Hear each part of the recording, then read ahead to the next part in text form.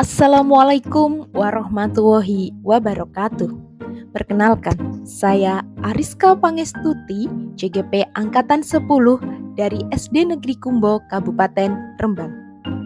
Pada video kali ini, saya akan memaparkan tentang penerapan segitiga restitusi pada penanganan suatu kasus untuk budaya positif.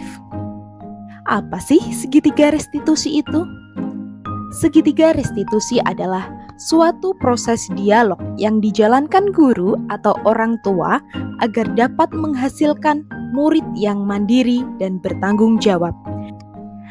Tahapan segitiga restitusi itu ada 3. Yang pertama, menstabilkan identitas. Yang kedua, validasi tindakan yang salah. Dan yang ketiga, menanyakan keyakinan kelas. Menstabilkan identitas. Di sini kita memiliki prinsip untuk membuat kesalahan adalah bagian dari proses pembelajaran. Menggeser identitas gagal ke identitas sukses. Validasi tindakan yang salah itu kita menerapkan prinsip setiap perilaku berupaya memenuhi suatu kebutuhan tertentu. Guru akan bergeser dari pemikiran stimulus respon menjadi proaktif. Dan kita harus mengenali dan mengakui kebutuhan murid akan memperbaiki hubungan dengan murid. Menanyakan keyakinan. Murid akan diberikan pertanyaan-pertanyaan bermakna untuk memunculkan motivasi secara intrinsik. Mampu mengaitkan keyakinannya dengan tindakan. Berikut adalah penerapan pada suatu kasus. Kasus yang pertama, suatu hari saya sedang melaksanakan kegiatan ulangan harian untuk pembelajaran IPA. Ternyata murid saya yang bernama Raffi itu mencontek, membuka buku ketika ulangan. Kemudian setelah ulangan selesai, saya memanggil Raffi ke ruang guru. Berikut adalah video penerapannya. Raffi, menurutmu apakah soal ulangan tadi sulit? Tidak, Bu. Tahukah kamu mengapa Raffi dipanggil Bu Rizka ke sini? Ya, Bu. Tadi saya mencontek dari jawaban di buku ketika sedang ulangan. Mengapa kamu menyontek ketika ulangan, Raffi? Kamu pasti memiliki alasan melakukan hal tersebut. Apakah tadi malam kamu tidak belajar? Tidak, Bu. Tadi malam saya lupa kalau hari ini mau ada ulangan harian. Jadi saya tadi malam asyik menonton tayangan televisi sehingga lupa untuk belajar. Melihat tayangan televisi itu boleh-boleh saja, karena kita juga membutuhkan hiburan. Tapi harus ingat juga bahwa kita seorang pelajar, kita harus belajar setiap hari meskipun tidak ada ulangan. Kita harus bisa mengatur waktu agar tidak merugikan diri sendiri. Iya, Bu. Saya minta maaf. Apakah Raffi tahu nilai apa yang tidak sesuai jika mencontek ketika ulangan sedang berlangsung? Nilai kejujuran, Bu. Nah, apakah Raffi meyakini keyakinan kelas yang telah kita buat sebelumnya? Belum, Bu. Jika Raffi meyakini keyakinan kelas namun belum melaksanakannya, bagaimana cara menjalankan keyakinan kelas terutama nilai kejujuran?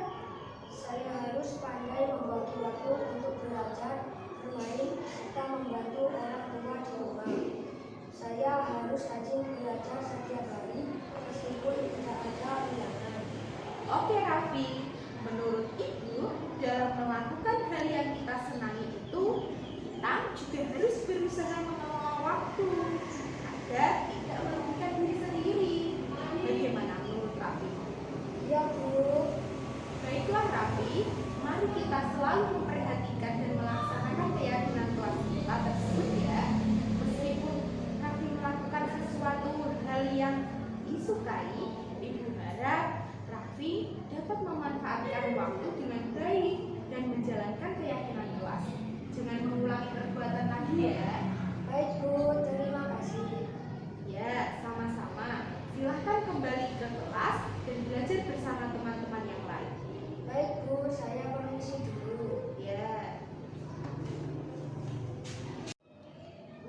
Assalamualaikum warahmatullahi wabarakatuh. Perkenalkan, nama saya Raffi, siswa kelas 4. Saya melakukan kesalahan, yaitu mencontek ketika ulangan. Saya tidak mendapatkan hukuman atau dimarahi oleh Bu Rizka. Tetapi saya ditanya alasan mengapa saya mencontek ketika sedang ulangan. Kemudian saya menjelaskan alasan saya kenapa saya mencontek ketika ulangan. Bu Rizka tidak marah kenapa saya.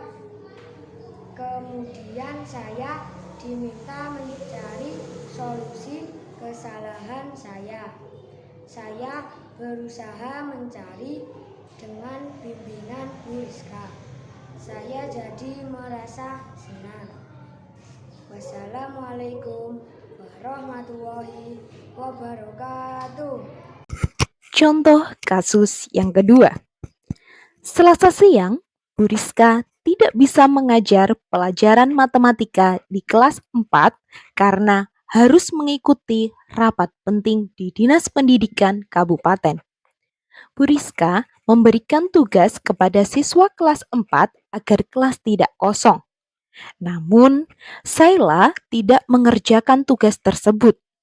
Ia malah tiduran di meja. Akhirnya, saat pengumpulan tugas, Saila tidak mengumpulkan. Berikut adalah contoh penerapan segitiga restitusi. Selamat siang, Bu Rizka. Selamat siang, Sheila. Silakan duduk. Sheila tahu mengapa dipanggil ke sini? Mungkin berkaitan dengan tugas, Bu. Ya, benar. Tapi kemarin kamu masuk kan? Iya, Bu. Masuk, tetapi saya tidak mengumpulkan tugas. Sheila, semua orang pernah melakukan kesalahan, termasuk Bu Rizka. Namun, semua tindakan pasti ada alasannya. Kira-kira mengapa kamu tidak mengumpulkan tugas? Saya capek dan mengantuk. Soalnya malamnya bermain TikTok sampai jam 12 malam. Akhirnya saat pelajaran jadi ngantuk. Kamu masih ingat keyakinan kelas kita? Masih, Bu. Kalau masih ingat, kira-kira yang kamu lakukan itu sudah sesuai dengan keyakinan kelas belum? Belum, Bu. Keyakinan kelas yang mana? Mengerjakan tugas yang diberikan guru. Nah, ternyata kamu tahu. Lalu, apakah kamu punya solusi untuk masalah ini? Iya, Bu. Pertama, saya minta maaf karena tidak mengerjakan tugas. Kedua, saya tidak akan tidur terlalu malam lagi. Dan yang ketiga, saya akan mengerjakan tugas dari Bu Rizka dan akan saya kumpulkan besok. Baik, bisa apresiasi kejujuran kamu, tanggung jawabmu. Dan kamu sekarang boleh kembali istirahat dengan teman-teman. Terima kasih, Bu Rizka. Sama-sama. Permisi. Ya. Assalamualaikum warahmatullahi wabarakatuh.